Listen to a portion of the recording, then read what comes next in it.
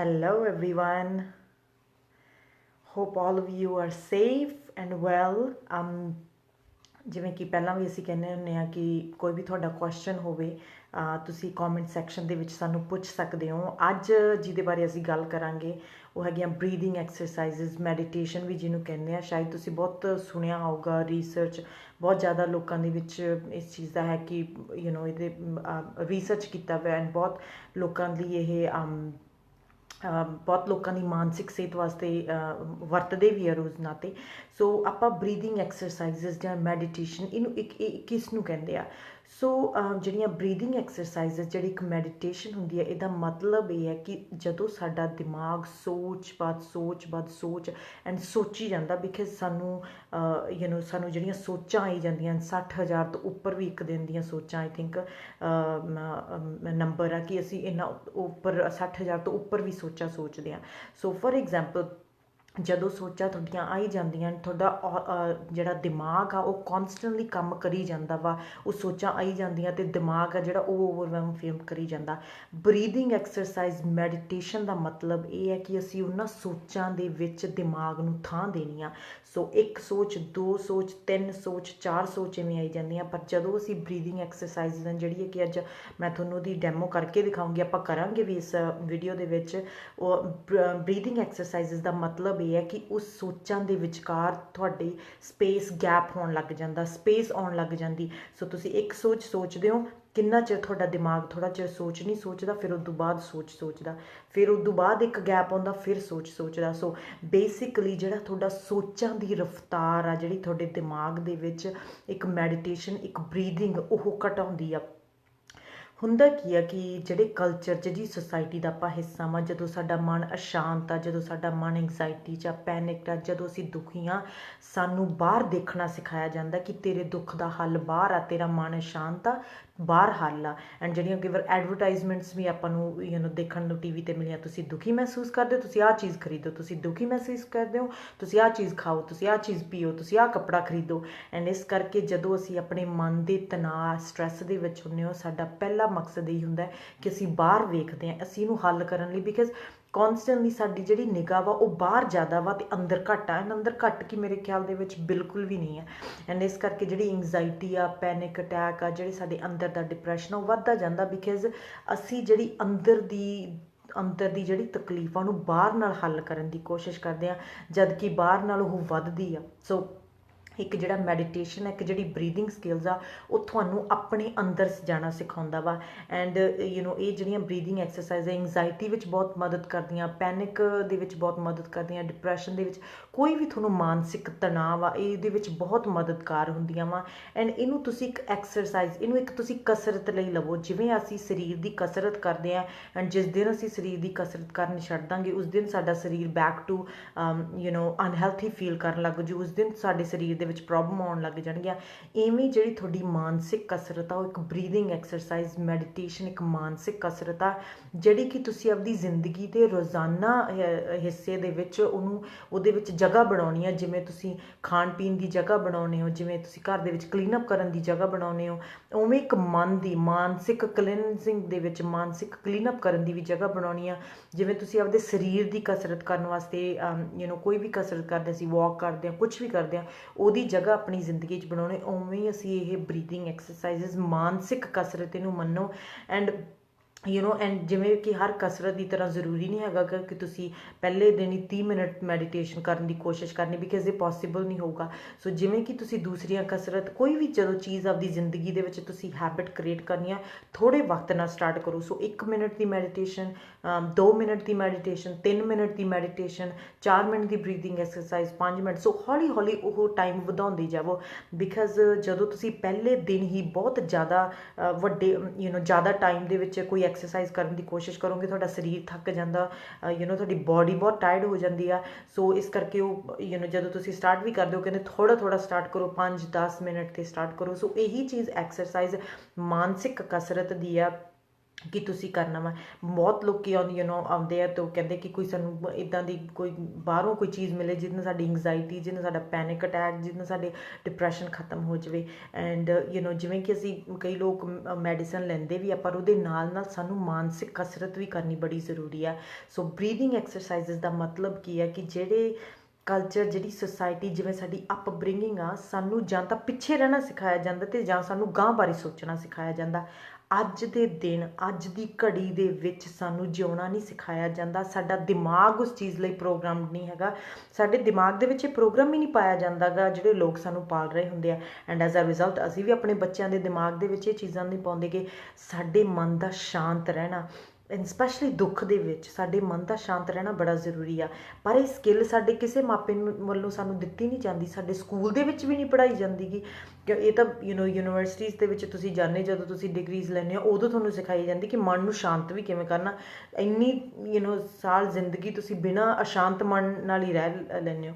ਸੋ ਇਹ ਬੜਾ ਜ਼ਰੂਰੀ ਹੈ ਕਿ ਅਸੀਂ ਆਪਣੇ ਬੱਚਿਆਂ, ਇਹ ਆਪਣੀ ਜ਼ਿੰਦਗੀ ਦਾ ਇੱਕ ਲਾਈਫ ਸਟਾਈਲ ਹਿੱਸਾ ਬਣਾਈਏ ਕਿ ਅਸੀਂ। ਸੋ ਇਸ ਕਰਕੇ ਤੁਸੀਂ ਦੇਖਿਓ ਸਾਡਾ ਮਾਨਸਿਕ ਦੁੱਖ ਕਿੱਥੋਂ ਆਉਂਦਾ ਵਾ।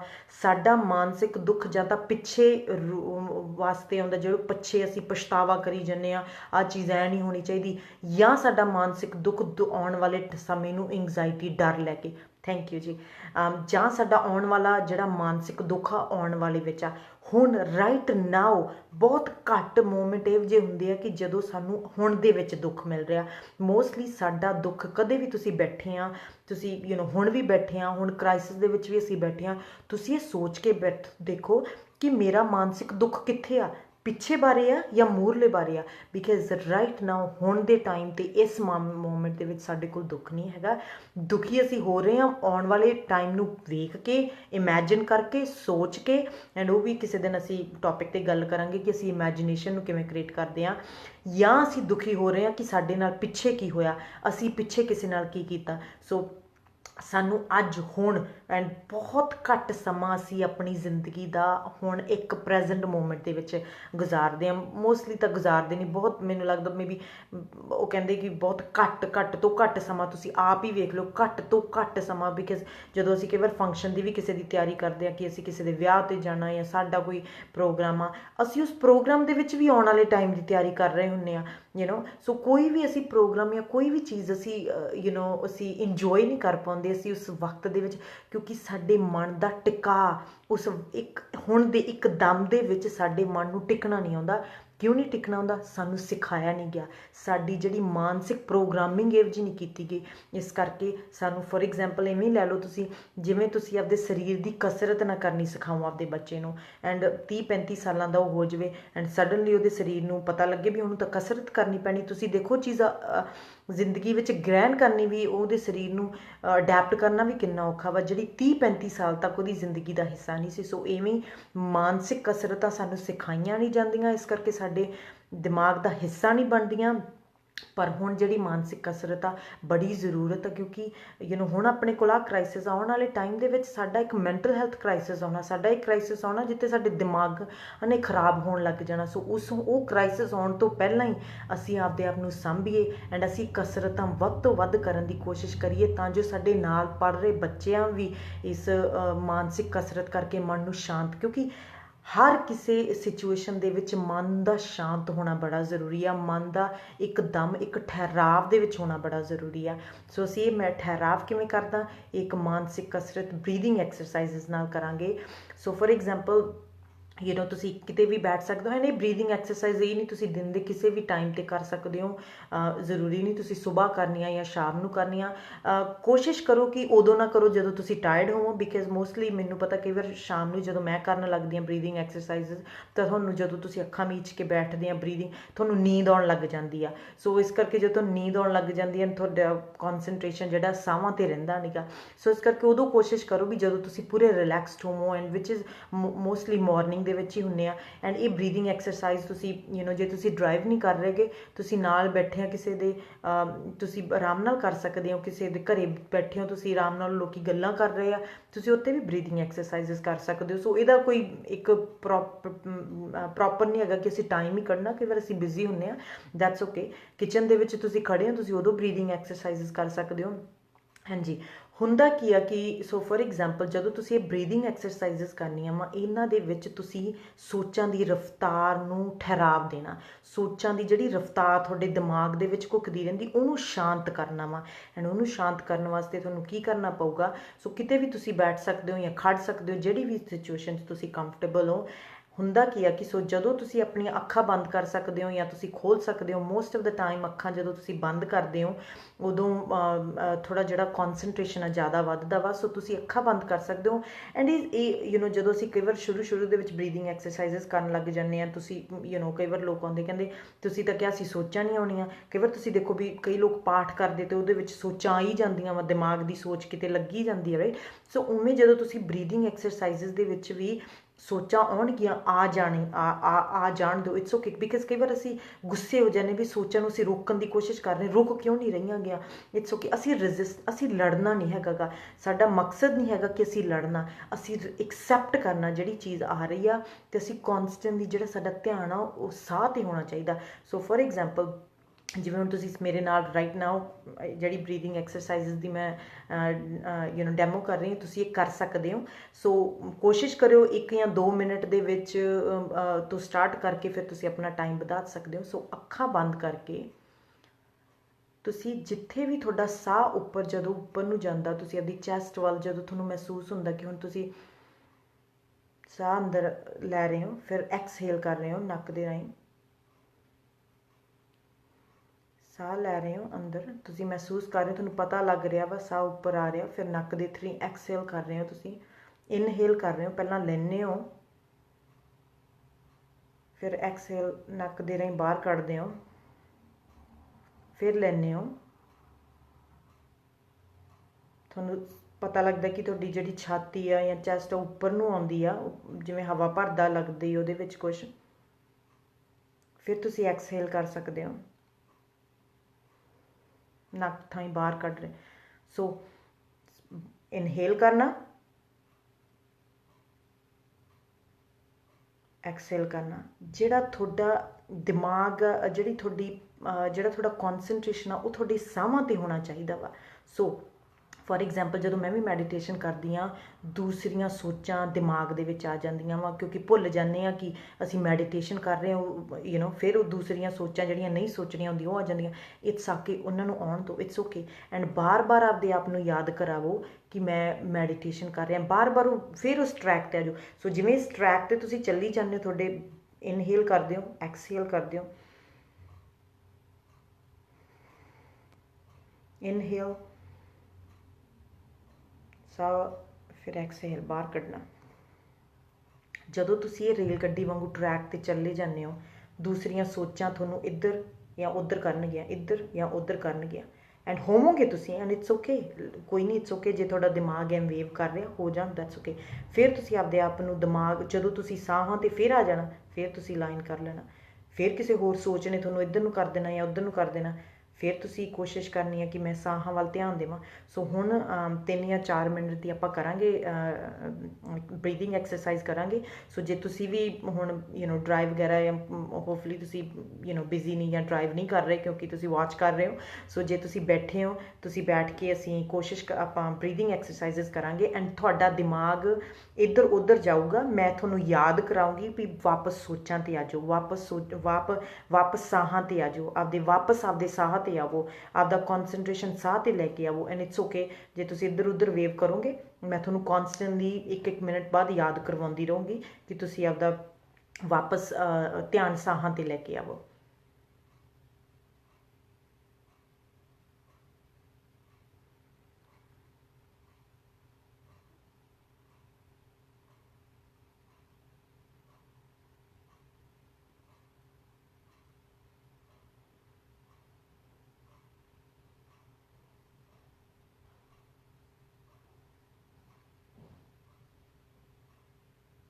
ਵਾਪਸ ਧਿਆਨ ਲਿਆਓ, ਸਾਹਾਂ 'ਤੇ ਵਾਪਸ ਲਿਆਓ, ਅੰਦਰ ਜਾਂਦੇ ਸਾਹ ਨੂੰ ਦੇਖੋ ਐਂਡ ਬਾਹਰ ਆਉਂਦੇ ਸਾਹ ਨੂੰ ਦੇਖੋ, ਵਾਪਸ ਫਿਰ ਸਾਹ 'ਤੇ ਆ ਜਾਓ।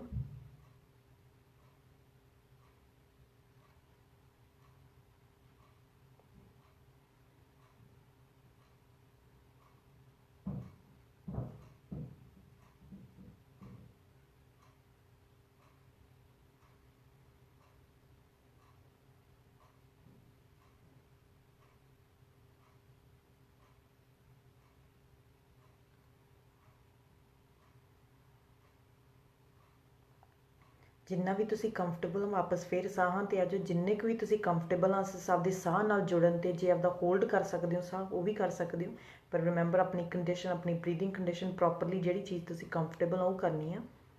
ਸੋ ਫਿਰ ਇੱਕ ਲੰਮਾ ਸਾਹ, ਫਿਰ ਨੱਕ ਦੇ ਥਾਈਂ ਨੋਜ਼ ਬਾਹਰ ਕੱਢੋ, ਐਕਸਹੇਲ,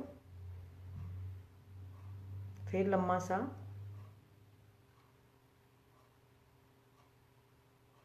ਫਿਰ ਬਾਹਰ ਕੱਢੋ ਨੱਕ ਦੇ ਥਾਈਂ, ਫਿਰ ਲੰਮਾ ਸਾਹ,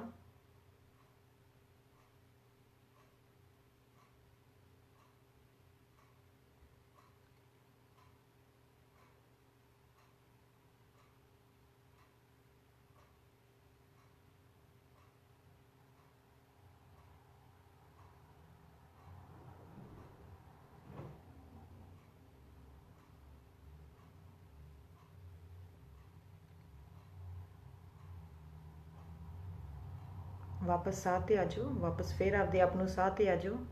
ਫਿਰ ਆਪ ਕੌਨਸਨਟ੍ਰੇਸ਼ਨ ਕਰੋ ਆਪਦੀ ਬਰੀਥਿੰਗ 'ਤੇ। ਫਿਰ ਇਟਸ ਓਕੇ ਜੇ ਹੋਰ ਸੋਚਾਂ ਆਉਂਦੀਆਂ, that's okay, let them come, let them go, that's alright. ਫਿਰ ਲੰਮੇ ਸਾਹ ਲਵੋ। ਧਿਆਨ ਰੱਖੋ ਜਿਵੇਂ ਸਾਹ ਲੰਮਾ ਆਉਂਦਾ ਸਾਨੂੰ ਪਰ ਤੱਕ ਜਾਂਦਾ, ਫਿਰ ਉਹਨੂੰ ਹੋਲਡ ਕਰ ਸਕਦੇ ਹੋ ਜੇ ਤੁਸੀਂ ਕਰਨਾ, ਐਂਡ ਫਿਰ ਤੁਸੀਂ ਉਹਨੂੰ ਐਕਸਹੇਲ ਕਰ ਸਕਦੇ ਹੋ। ਫਿਰ ਲੰਮਾ ਸਾਹ, ਫਿਰ ਉਹਨੂੰ ਐਕਸਹੇਲ।